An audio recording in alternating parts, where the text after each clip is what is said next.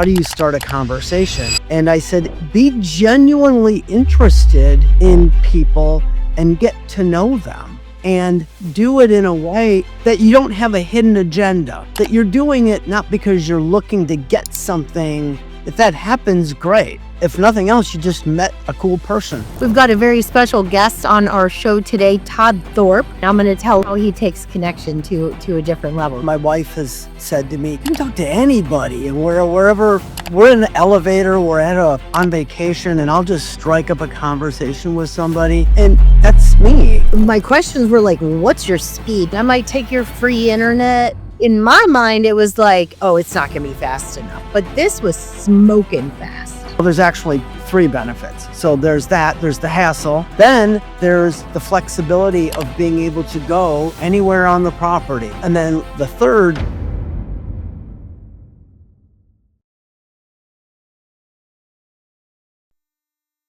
well, hello and welcome back to Inside the Vendor Network. We've got a very special guest on our show today, Todd Thorpe. He is the Director of Business Development at Cambium Networks, a leader in purpose-built wireless and wired solutions that power connectivity across multifamily, student housing, senior living, and affordable communities. So with more than 25 years in broadband and telecom, Todd's helped shape how we deliver connection. And I'm going to tell a little story about how I met Todd and how he takes connection to a different level, not just wired or unwired. So not just through technology, but through leadership, I guess is what I'm trying to say, and relationships and innovation. So you've seen a lot of innovation in 25 years, I'm sure, but a little bit. Just a little bit. So he served in leadership roles at Spectrum, Dojo Networks, and MDU Consulting Group, which I had to Google what MDU meant. So we're going to share what that acronym means, because in your world, you live in acronyms. It's very natural for you. So grab your coffee, your soda water, whatever you want. This is one about more than Wi-Fi and fiber. It's about how connection drives everything we do in business and in housing, and in how we show up for each other. So welcome to the show, Todd Thorpe. Please take a minute and introduce yourself to our audience here at the Inside the Vendor Network. Well, Yvonne, thank you so much for having me. It's a pleasure. I don't know what else I can add to that. That was a fantastic introduction. I very much appreciate it. Yeah, I've been in the business a very long time, almost longer than I can remember, but started way back in the late 80s, early 90s in telecom and cable TV. And that's how I met my wife even, and just kind of fell into it. And that's not what I started out to do, but I fell into that, and that just morphed into another role and another role. And yeah, and then just serving multifamily. And I absolutely love this space. It's amazing. Get to meet people like yourself. And there's always something new. I always say it's a big, small industry, because it's massive when you look at the suppliers and the owners and all the players involved and the consultants. But it's kind of a close-knit group. And once you start to get to know people, you can't leave. We're not going to let you go. You're going to be a part of the family. So thank you. You're welcome. And I can relate to that. It was, in March, I separated from my employer, and, I really gave some thought to, like, what am I going to do now? Right. And, I was like, I can't leave this space. Like, they're not going to let me leave this space. And, my heart is in it. And someone warned me early on when I got into the flooring business. They're like, well, once you're in, you can't get out. So welcome aboard.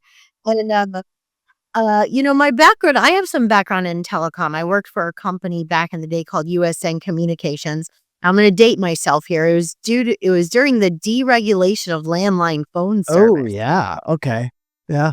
And so I would go out cold calling, and people would think I was a lobbyist because my my entry in was like, what my claim to fame was like, you now have a choice, right? And Sure. until deregulation of landline, I mean, you had Ma Bell or you had Southern Bell, and that was it. That And was it. you had, I think, Sprint and maybe AT&T offered long distance service, and we're talking about like wired phones with cords. And I mean, I don't even know, do those? I think they exist. It's all And voice over IP. rotary. Rotary phones. I actually remember using a rotary I phone. know. Now we're really dating ourselves. Right, right. So I'm gonna keep trying to trick people that I'm still in my late 20s, if you don't mind. But no. So you and I met. So Jerry, a really good friend of mine, invited me to a Biz Now event. I'd never been to a Biz Now event. It was my first one when I met you. And I walked in, and back in my telecom days, I also worked in the Yellow Book, Yellow Pages. And one of my managers there used to teach us to go out and be the mayor of your zone, the Yeah. mayor of your territory. Yep. And so I always kind of kept that with me. And I even taught my sales team at Preferred, hey, go be the mayor of your space, right? Sure. If it's multifamily, get involved, become part of the community while you're learning and doing and learning and doing. And then one day you're going to look up and you're going to have become. And just by going out with genuine authenticity into a space and kind of like, yeah, you're campaigning, but the intention is just to network. It's not to sell, right? The sales Right. come if you have a Well, good product and a good service. Then, I mean, your good products sell themselves.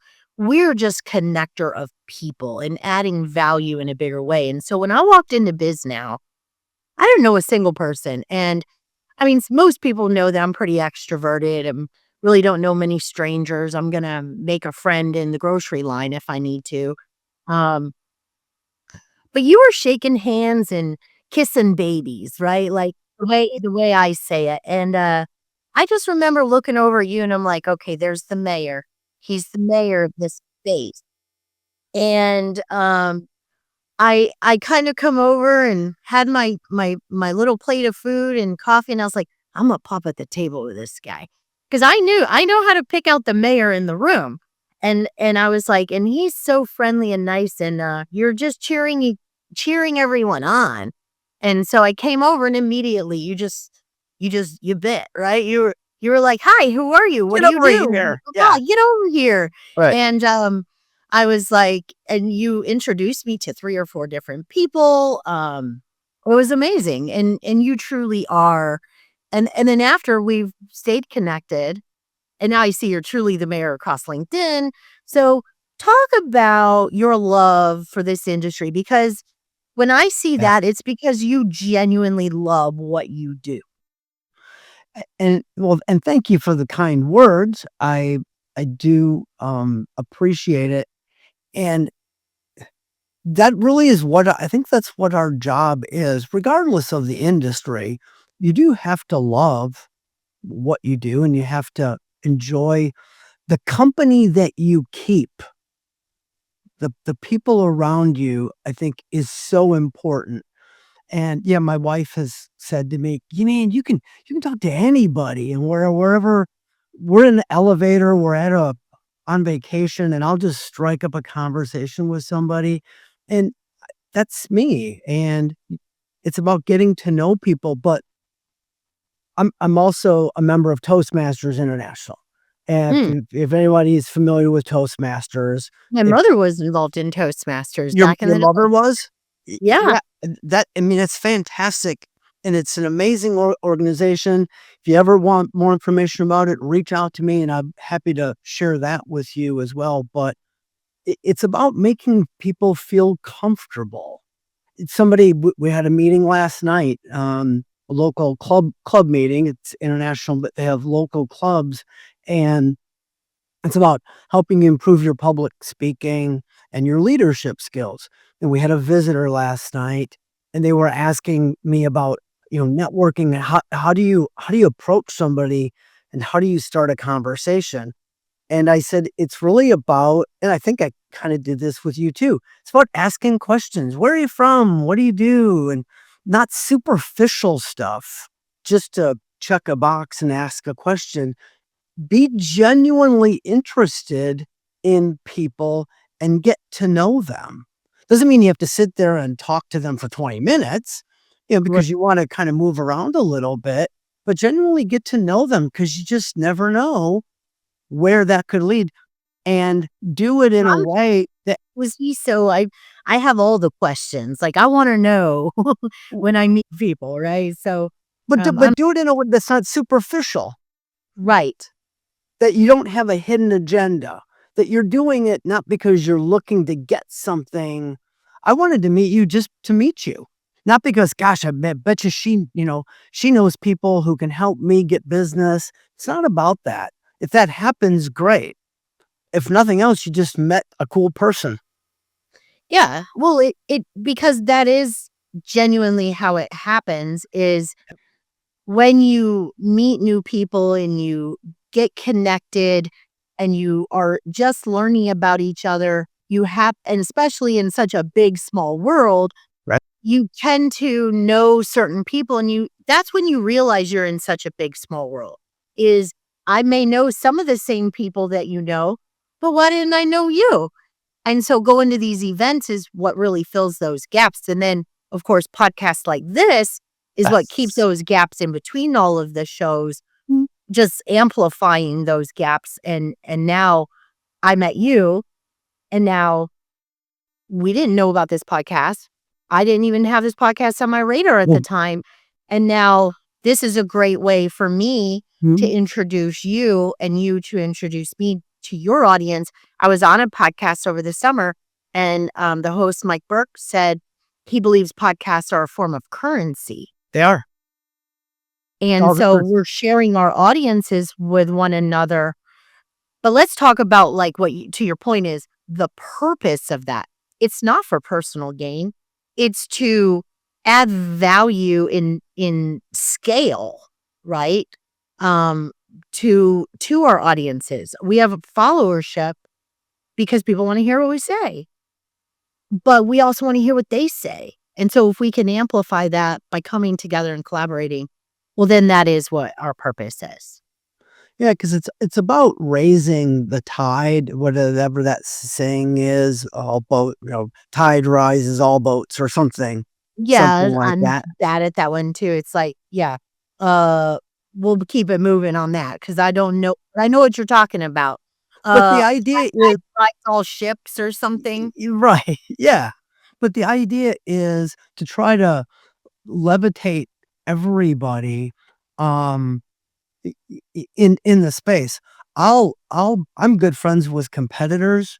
I'll like their posts, they'll like my posts. We're here to kinda help each other because at the end of the day, all of that brings awareness to what we do in the industry, specifically, whether it's the actual service that we sell specifically, like I'm in, the Wi-Fi hardware business, but but also just about technology in general. I wanna talk property technology, even though Wi-Fi is my real narrow niche of expertise in telecom, but it's just about bringing awareness to everybody in the multifamily industry as a whole.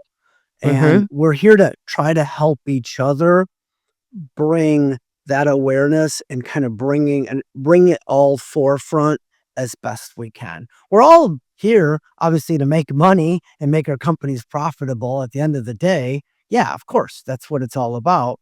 But there's a way to do it in such a way that is genuine and sincere without trying to be a salesperson. Yes, I've always been a value seller, even when in like when I'm doing marketing and sales and marketing stuff is, I could run the best campaigns across Google search, display, any type of marketing that I was running for my clients.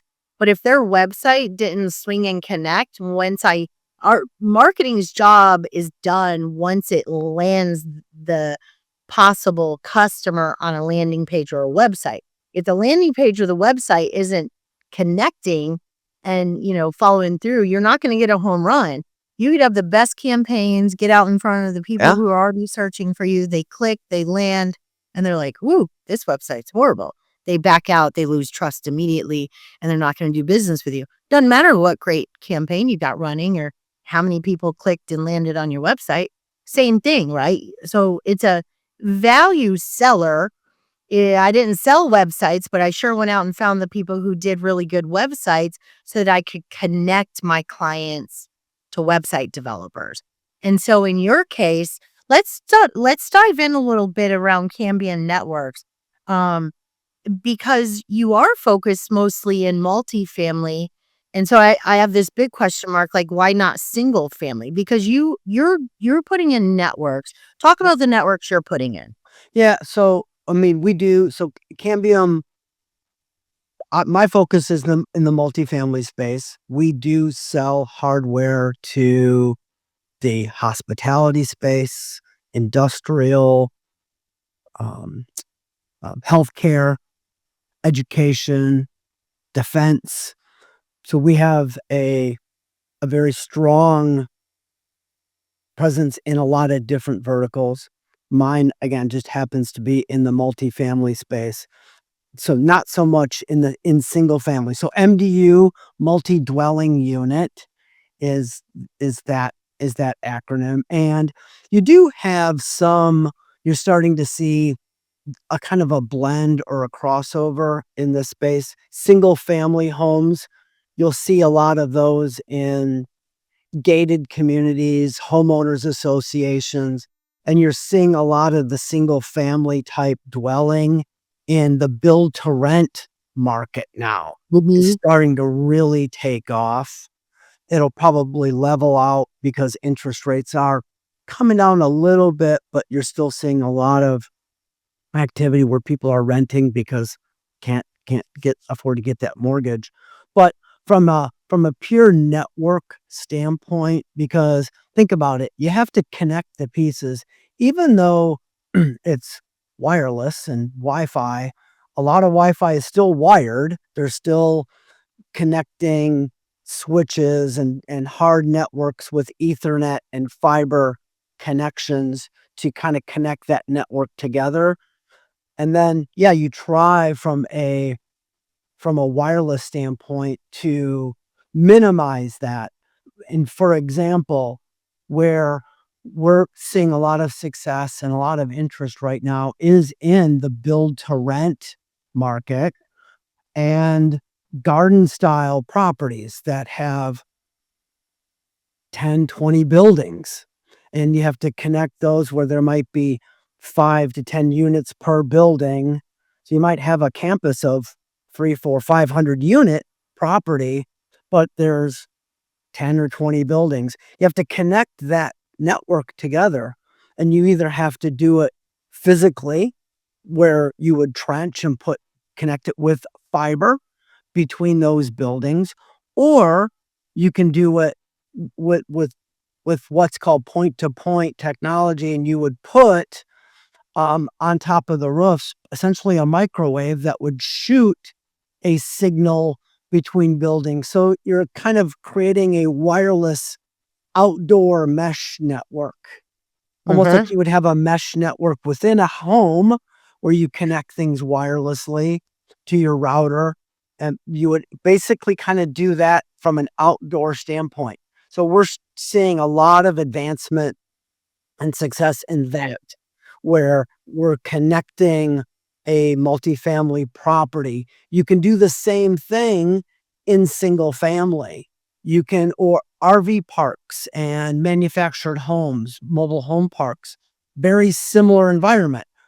You have just a typical subdivision with, 50 or 100, 200 homes, and then you have a mobile home park or manufactured community that they're really standalone single family dwellings, and there are 200 of them. It's the same thing, and you can, put up outdoor Wi-Fi to connect all of those homes together, and then you have a router in the home to connect.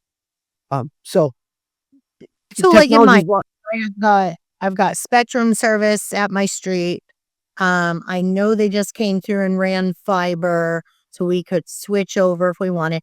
But yeah, my router, or they gave me a modem, and my router's plugged into the modem, and then I've got little pods all over my house. The arrows. Exactly. Same concept. You're doing it in your home.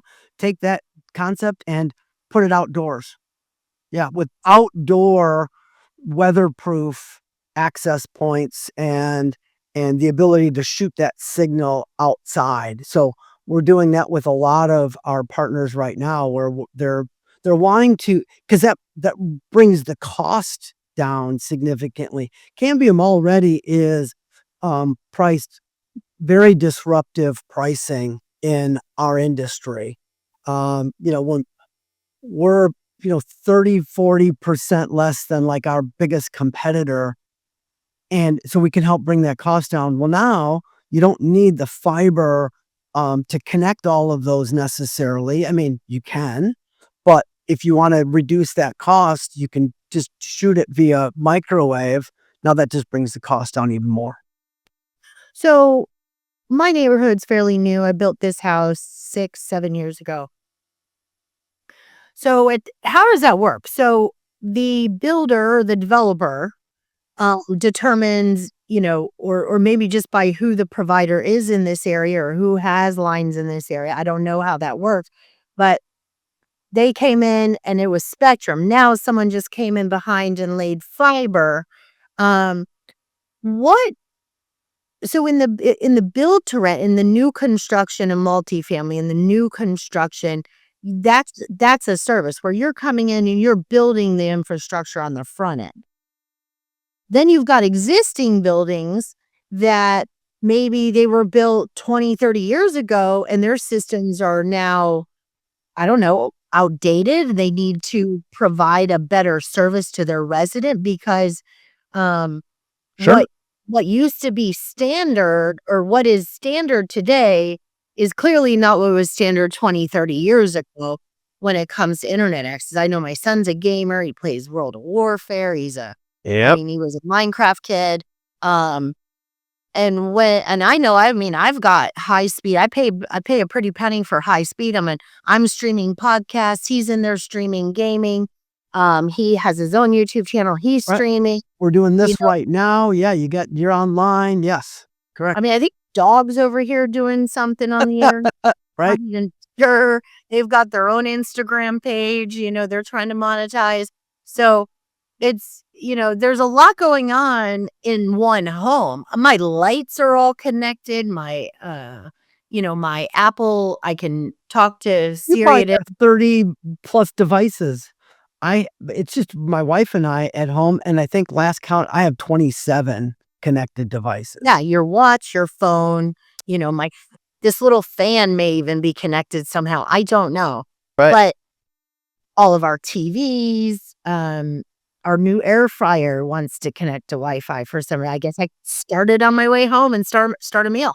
This is real life for residents. And so this poses a competitive edge for someone leasing up, whether it be multifamily, student Oh, housing, yeah.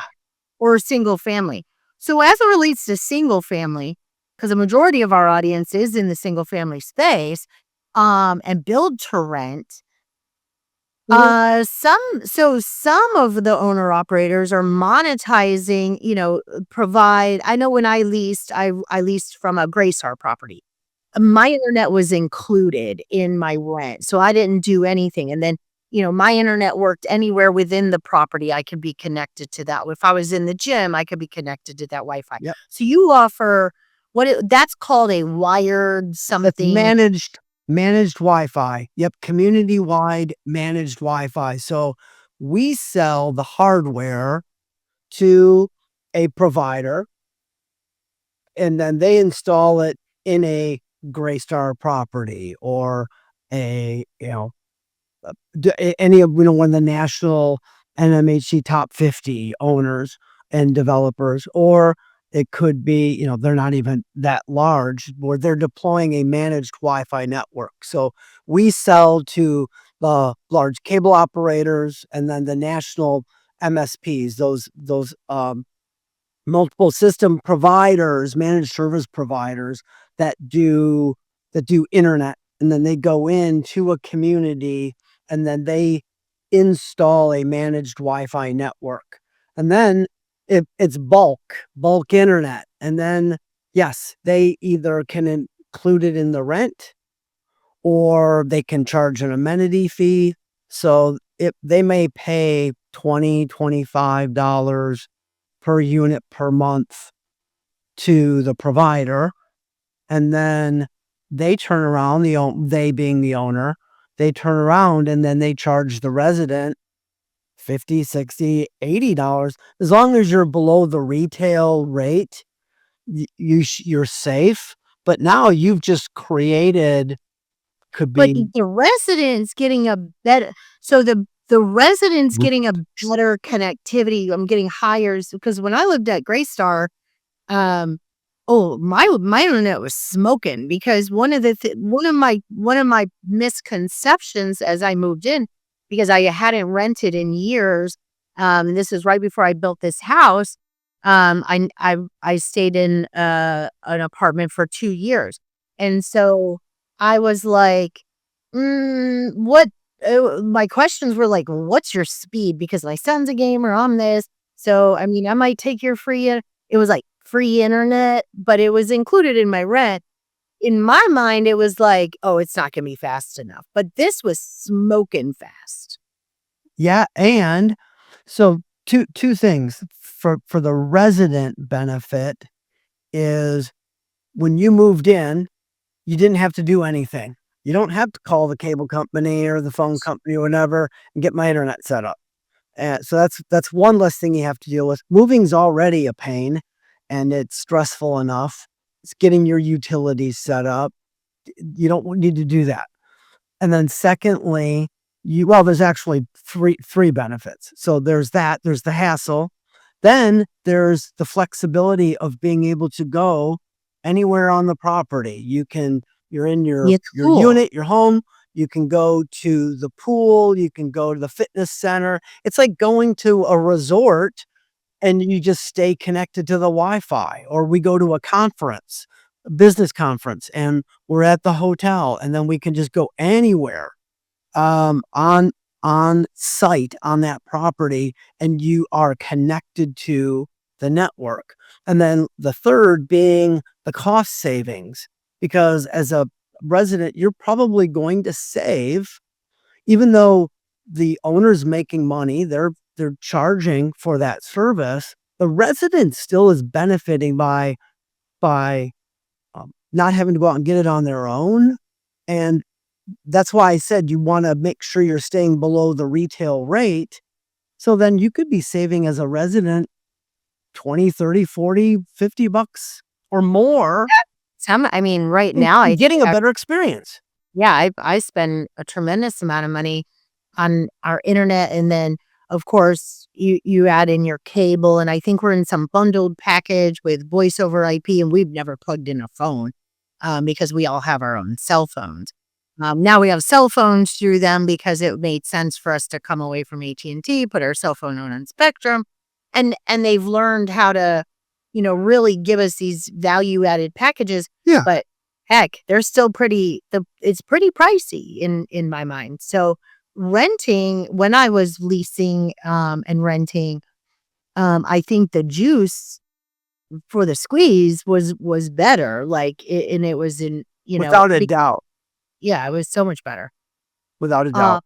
so you guys manufacture the hardware, or like you're the provider of the hardware. You sell it to an MSP, which stands for Managed multi service managed service provider, yep, managed service providers, who actually do the installs. yep. And then the end owner of that is a multifamily any owner operator that owns any form of um property where they want a managed service. Well, what about build to rent? Are they putting in managed service? So they're doing that the same thing with now single Ab family homes. absolutely. Um, where again, if I know, I just led a panel last week in Dallas, and some of the conversations that I'm saying that they're talking about sweet spots is any community and build to rent. It was called winning the product in BTR was the name of my panel. I have 5 really sharp owner operators up there and some really amazing talent on my stage. And they were talking about the sweet spot is when you amenitize, you're usually somewhere over at least 100 units to 150 units or doors to amenitize something. Anything below that, they're going with dog parks and things like that. So you're seeing that these communities, it wouldn't be that I would just move in, again, call Spectrum, because there's providers out there that are also servicing the owner operators. A good friend of mine owns a company called Utility Valet, and Oh, his company is like a concierge yep. for the resident as I move in to do all that connection stuff because it is a hassle. Um, Yeah. so those are two different things, right? If they go manage system, that's a little bit different than I move into a single family home. I'm going to call the provider that's coming into the home, and that's going to be outside of my landlord. Yeah, so you will have whether it's whether it's a garden style community, high rise, downtown Charlotte, Atlanta, wherever, I they may just say, "I'm gonna let my resident pick whoever they want," or build a rent community, whatever. I'm not gonna be responsible. I don't wanna be the cable company. I don't wanna be the internet company. I want my resident to just go and do it on their own. I don't wanna get involved in any of that. And that's fine. I mean, they can do that. So, but then you'll have the apartment across the street or down the road who says, "You know what? No, I'm going to put in a network. I'll end up owning it because that's really important too. And then I'm gonna charge for it. I'm gonna, in a way, it's a way for me to increase the NOI of my property." As long as you do it in a way that makes sense. Again, you wanna be lower than the retail rate that the first example where they would just get it on their own. Try to make sure you're lower so you're giving the resident value. It's taking the hassle away. You're giving them the freedom to, be on the property, go from Yvonne's apartment to Todd's apartment to Gary's apartment, and then we go to the pool, we go to the clubhouse and whatever, and we all end up saving money in the long run. So in a multifamily environment, that's really the two an owner can either put in bulk or they can put in this retail, which just lets the operator do whatever. But they're leaving money on the table. Yeah, so by not monetizing this Yes. service, and they're also leaving resident experience on the table, which actually drives renewal rates. It drives how 100%. long they stay in their homes. So those really move the NOI. When you start to look at same thing with like my shower system. Sure, they're nicer looking, but what they do is my shower systems are a competitive edge over someone that has a fiberglass surround versus my tile look. You Yeah. get a better luxury appearance in the place you live. And so side by side, they're going to pick the home with my product in it over a home with fiberglass in it. It's just it's just a no-brainer for the resident. And it's a sub it's not even a conscious decision. It's just kitchens and baths lease homes. And so does high-speed internet for sure. So if that's just an added, if I'm looking in an area, shopping, I'm like, "Oh, well, this is my lease rent. Oh, well, it's gonna cost me $180 or like I think right now we spend like $240 a month Yeah. for internet and all the stuff that we have for three people. Um, but this is over here, it's included in my rent. I'm gonna save some money every month. That makes total sense. And property owner is gonna monetize it, and they can take that money to make sure that their property stays cutting edge when it comes to technology. So it may not even be that they're taking all the money back in and just, being like, woo, profit. They have the capital that they're building to reinvest into that so they stay on the cutting edge of technology.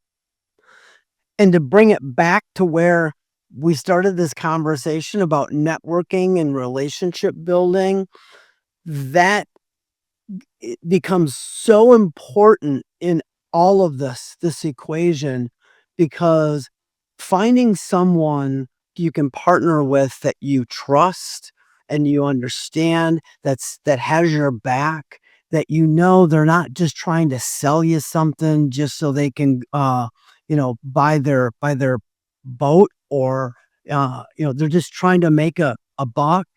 That's so important in our business, because and even with what you do, understanding the latest innovations in shower technology, um, people don't understand it. And we're there to help advise and educate the people that we're trying to serve in a way that's not self-serving. Correct. That's so important in this business. There's enough bad people out there, and you know, I don't I guess what I'm saying is we need to be an advocate for our clients and our prospects and each other, right? That's, to me, what it's all about. Yeah. Well, and so I started vetting this product before I left Preferred Floor and Tile Company, right? So due to one of my customers saying, "Hey, we want nicer shower systems," and then one of my competitors today had a system, and we started taking it to market. I found this company while I was at yet another convention out at the Kitchen and Bath Show in Las Vegas, Right. and then my brother called me, really just trying to solve a problem. So I called them. This was about a month, I don't know, a couple weeks after I left Preferred, and was like, you know what, let me call. Yeah, they've got a great product. This would work perfect for what you're trying to do and timeline and all the things. It never was about, hey, let me get a nicer looking shower system. For my brother, it was timeline in his production schedule. I really solved a problem for him. He was remodeling a restaurant, and ESPN was coming in to host a big event, and they were under the gun to get their liquor license. Oh, wow. And so in order to put up full slabs of marble was not going to work within the production schedule, but the owner didn't want to veer from the look and the feel of full slab marble. So we had our product, we have kits that do tubs, but we have a bigger product line that can look like a full slab of marble, and it's vinyl. So How you glue cool. it on the wall, and it's a high luxury look. And so my brother was able to turn around and solve a need based on a timeline, Yeah. and also deliver on the look and the feel of luxury that they wanted. And my brother was able to do this very cost effectively and then hit his deadline. That could have been his reputation on the line. That could have Yes. there's so many things that it impacts. With these shower kits, it leases up homes faster than Sure. the competitors without it. And then long-term NOI, owning one of these shower systems compared to tile or fiberglass is zero maintenance. So now you put a product into someone's property, into one of their assets, that is a maintenance-free item. Mhm. That's kind of crazy. Tile and fiberglass, I mean, you have to caulk it every once in a while, but it is literally maintenance-free if the resident doesn't take great care of it. So I talk about those things. I never really talk about, like, the way it's made or the Yeah. components. That every once in a while you get a customer who wants all the nitty-gritty details of how it was created and what are all these specs, but very rarely do we talk about that. We talk about how is it gonna impact your property, your NOI bottom line, Mhm. and how's it gonna actually enhance the lives of the people that are installing it, owning it, managing it, Yep. and all of those things. So same thing with your business. So what is the advantage of your systems over some of your competitor? What's the obviously you said price is anywhere from 30 to 40% less, but what's the what why your product and not the other ones? Even if money's not the thing, because money's not always the thing. I mean, it is a big part of it in this Right. industry, but also what's the value add? I would say it's also the support that we can do. Um, we're kind of a big, small company. We're 600 employees. We're not 10,000. So we give very personalized attention to all of our partners to make sure that if there is a problem, if there is a question, they can reach us. We want to make sure that they feel special and we have their back and we're there to take care of them for the long haul. That's really important in this business because really at the end of the day, it is becoming a commodity. Internet and Wi-Fi and technology is starting to become a commodity. And there isn't a lot of bells and whistles and this and that that really separate everybody. Yeah, there is some. We have a pretty deep what we call our one network solution, which Mhm. is we have fiber, we have switching, we have access points, we can do outdoor. And then we have a single pane of glass, a cloud management platform that ties it all together and keeps the lights on, that manages it. And some of our competitors don't have everything. So a provider may have to buy, you know, uh, outdoor from one company and access points from another company, where we have a full line of solutions to that's, kind of why we talk about being a leader in purpose-built technology, because we can kind of bring the whole solution in one shop without having to go out and shop it around. Well, yeah, and sometimes when you're mix matching hardware and softwares, the downtime and the challenges that come with that. I mean, I'm pretty tech savvy myself, but I know that you're better off getting within a brand, right? Or getting within a system that you know all the parts and pieces operate well together. Long term, it's just going to be less downtime and less finger pointing like, oh, we're not the problem. There's them. There's their problem. No, it's not this problem. It's that problem. And you end up with multiple providers pointing the finger and you're out just on the other end like, hey, my entire community has no internet and I got residents really upset. That's really the bigger problem here. Don't care. Fix That's it. it. So you can avoid some of those things because you guys you can operate faster. Plus, I'm gonna guess with supply chain, you making sure you have all the parts Yeah. because certain parts go on back order, or, if imported or not imported. Those are all valid things. The other final thing I think I want to point out here is you, because who Oh, you buy from and how you service your customer, you got to always as a business development professional, you got to sell yourself first. People do business with people they like, or and don't do business with people they don't like, no matter what the product. Um, but at the end of the day, you have experience. So for you to go into the market and say, hey, I sell it, that makes it good in itself because I have enough experience, whether it be from some of your past employers and knowing what their networks and systems and offerings look like. You actually have that finite lens saying, I I wouldn't sell it if I didn't believe in it. And yeah. there's a lot of really there are people out there that will sell anything, it doesn't matter. But I think you and I align in the sense that, like, I have to align with the product, I have to align with the people and the company that is in that product line, for me to ever go and work and promote that, because ultimately, at the end of the day, your reputation is on the line, probably Yes. more than even Cambium's at any given time. Yeah, I have a reputation, a brand to uphold, and you lose that in this business, and then you might as well just forget about it and Yeah, pack up pack it and up. go home. That's right. Yeah. So, what's going on with like Elon throwing satellites up? Like, how's that going to work out? Is that other software, hardware? Like, is he going to be trying to connect like bigger on a bigger level? Well, These Cambium, we are integrated with Starlink.